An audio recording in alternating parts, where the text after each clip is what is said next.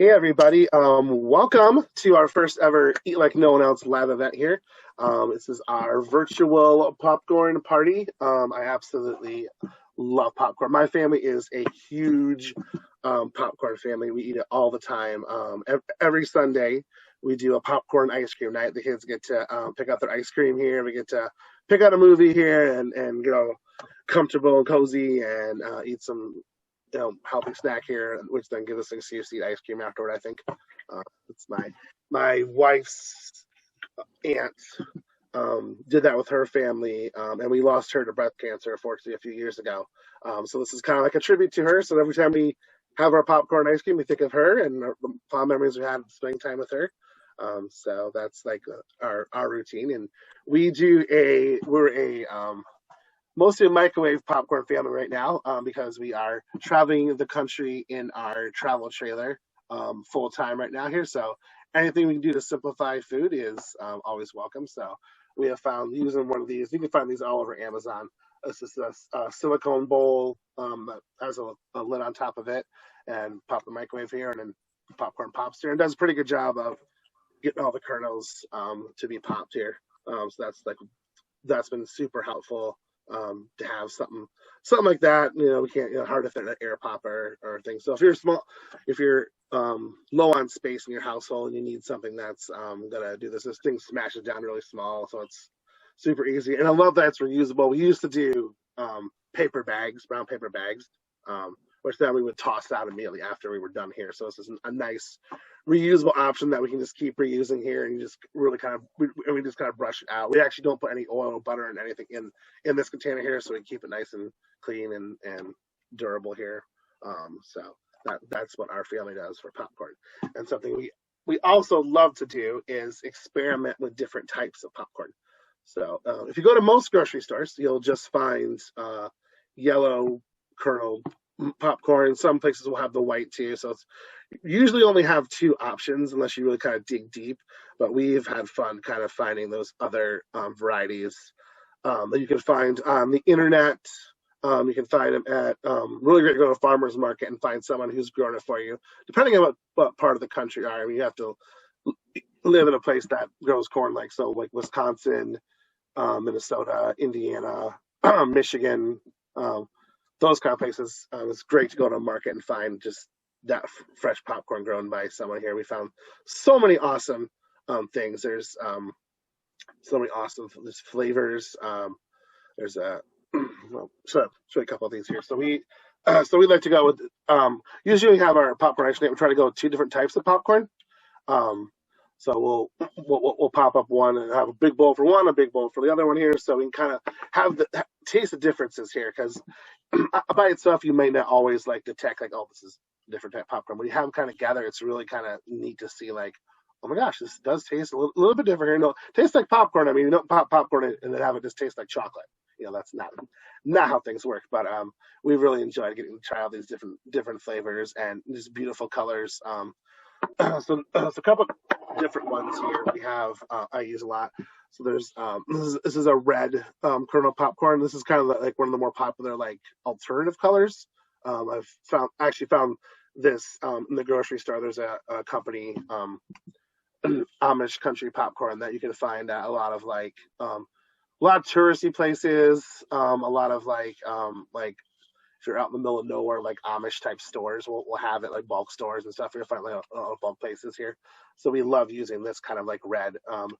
This red one's is a real nice one, and it has a slightly different flavor. It also pops up kind of more white. And if you can see in the video here, but this is example of one of the kernels here as compared to a normal like yellow popcorn kernel. So this more has a kind of off-white color, the yellow does, but then the red has like a really brilliant like white color.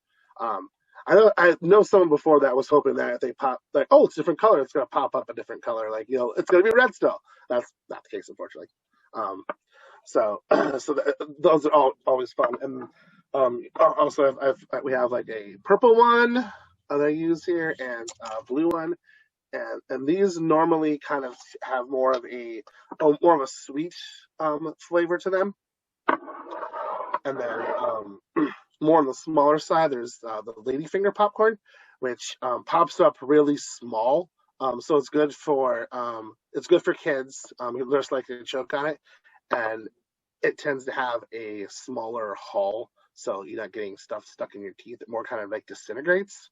Um, so those are always really helpful. So we're looking for different types of popcorn. That's something to consider too. Is if you want something that's more hullless, but it's not. There's still a hull in here, but when they say hullless, it means that the hull is obliterated when you pop it to the point where it's not tough. It's not going to get stuck in your teeth. It's not going to do any of that kind of thing. So those are always something to look out for, especially for those like maybe if you're you have braces or just something that, or you just really hate popcorn getting stuck in your teeth, or you've had dental work done or that. Like I really recommend like looking out for those. Like you can easily find them on Amazon, the internet. Find different ones that are like that. Or if you're in the store, basic grocery store, and all they have is yellow or white, then go for a white popcorn because those tend to also have hulls that are more soft, so they're not gonna stick as much though. But that's if you can find kind of those ones too. And then like the last thing I want to say about the different flavors and stuff here is the we prefer actually still like the yellows in most cases because the yellow popcorn tends to have more of a bold, corny flavor. We've had ones from Wisconsin that were called a Monarch Butterfly popcorn, and that one had like a really strong corn flavor. That one like you could taste it without even adding salt to it. It was so good. So we really enjoy find different ones. Or another one to look out for if you have ever see it here, and I've only seen it a couple times at a farmer's market, is Dakota Black, and it has like a strong like nutty flavor, like a really strong like nutty flavor, and pops up really really super white too.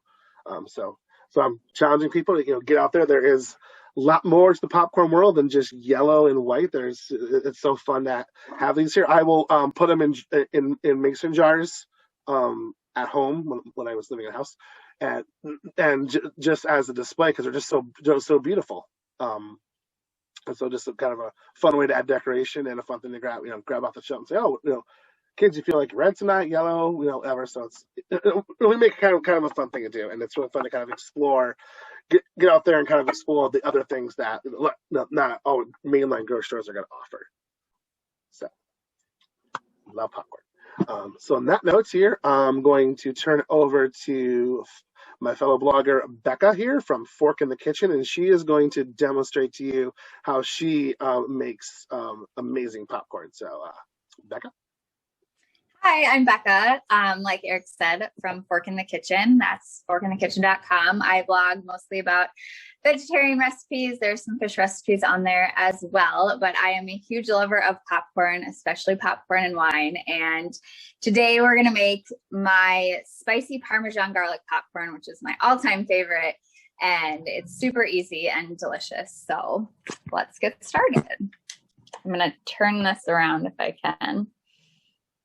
Okay, so I have this heavy bottom pot here. It is heating over medium high, pretty high heat. And I'm going to go ahead and add coconut oil. This is unrefined, so it won't really taste like coconut. So let that melt down, and then I'm going to add 3 kernels in there, which are like our tester kernels. So once those pop, we will know that the oil is hot enough to add the rest of our kernels in.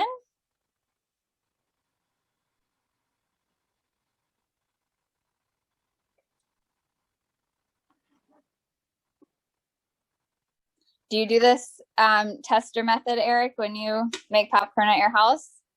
Yes, I've done this before. Actually, the first time I saw this was from Elton Brown on Good Eats. He was demonstrating that idea that make sure oil's in. And I also love using the coconut oil too. Like I'm a big fan of that. Yeah. Even though like I hate coconuts, like I do not like coconut at all. But for some reason, like I still like the oil. Like it's not like it doesn't have like the texture thing. Yeah, the unrefined one makes it taste like movie theater popcorn too. Exactly. So normally I would cover this just so they pop faster, but we've got one popped, and I think the other 2 are about. There we go. So now we're gonna immediately add a half cup of kernels and cover it, and then remove it off of the heat and shake it. That's really hot. I need a pot holder. Shake it back and forth for about 20 seconds. And then I haven't been counting.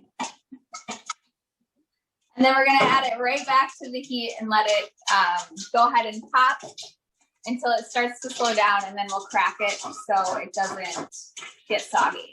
It releases some steam.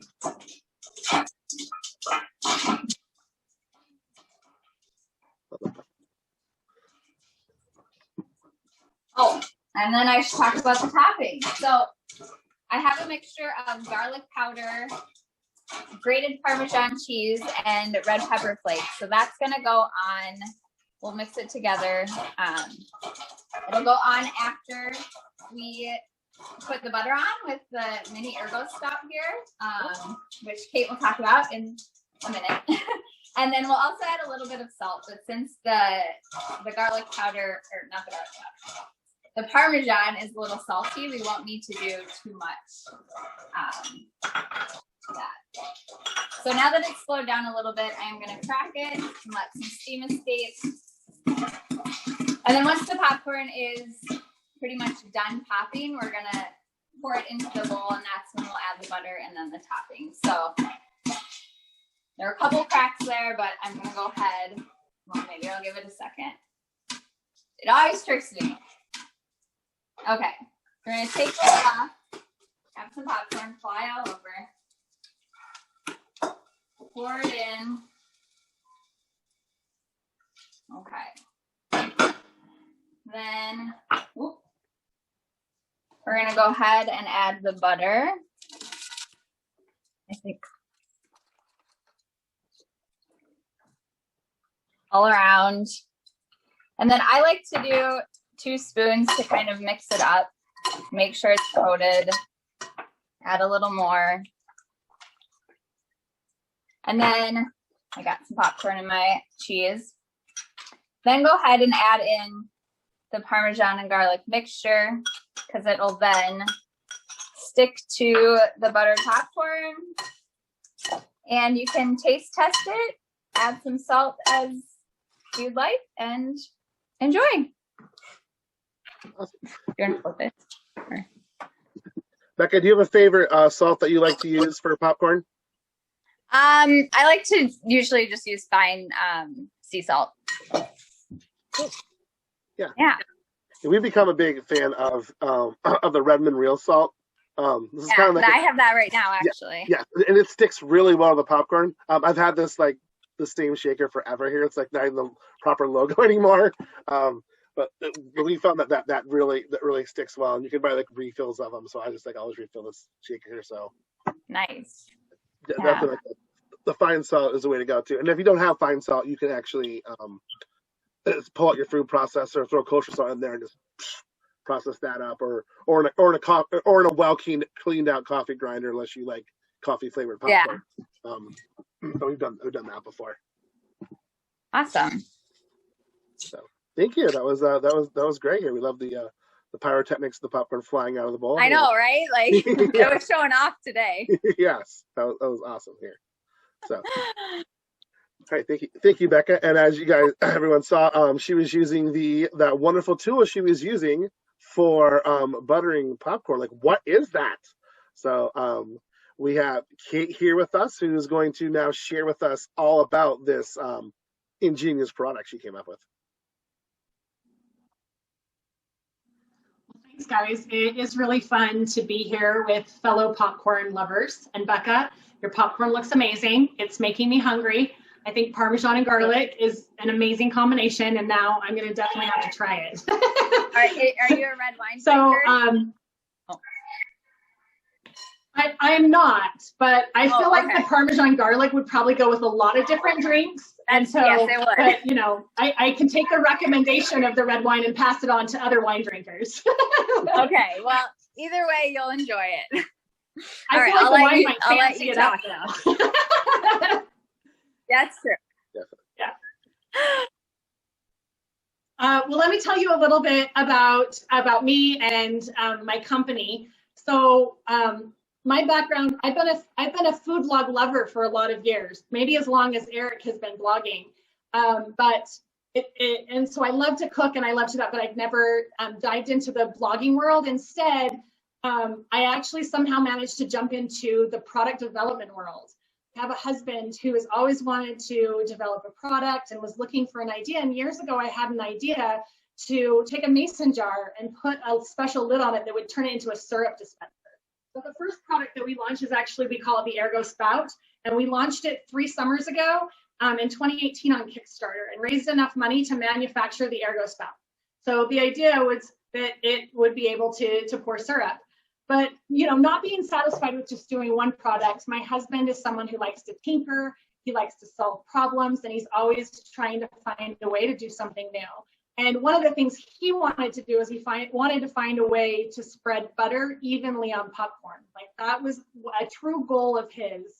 And we were looking to do another mason jar lid. And so we started playing around with the idea of creating something with a small hole. And we would 3D print prototypes so that every millimeter of hole that we could think of to get the optimal hole size butter popcorn. And so as you can see, the hole's not very big on that, but it's the optimal hole for butter. So the idea was that with melted butter in a mason jar, you'd be able to evenly pour it. And this is cooled off butter, so it's kind of dribbling out of there. It comes out a little faster when the butter's warm, but you saw Becca use it in action, that it evenly spreads the butter. You can salt it with your sea salt or your Redmond salt or that Parmesan cheese, and it will stick to the butter and it makes a perfect bowl of popcorn. So these come in a 2-pack on our website, and it fits on a regular mason jar, and it's secured by the regular metal band, and there is a gasket under there that makes sure that it holds everything in the butter inside the jar so that you're not going to make a mess. So that's the Ergo Spout. It's the Ergo Spout Mini, and we'll make sure that there's a link somewhere on Eric's website so that it links up to the Ergo Spout if you're interested in getting one. Thank you. And I have a little someone that found the popcorn bowl. Of course.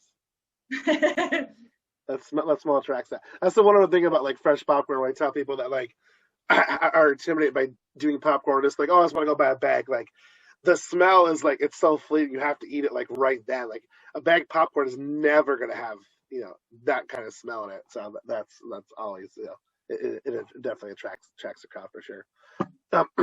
Okay, what are some other ways that you use that mini? The mini, well, one of the other things I love to do with it is actually to use soy sauce. So I buy soy sauce in bulk a lot of times because I use it to make teriyaki sauces or other recipes in the kitchen. But I often don't have a way to easily serve a soy sauce from the table.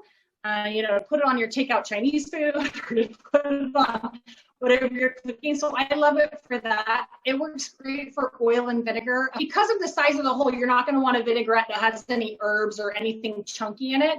But, you know, if you have a vinaigrette that's just, you know, or, you know, some kind of other kind of vinegar and oil mixed together with maybe some flavorings, then it works really well for salad, because you're not going to dump salad dressing all over your salad. It's going to evenly spread that salad dressing as well.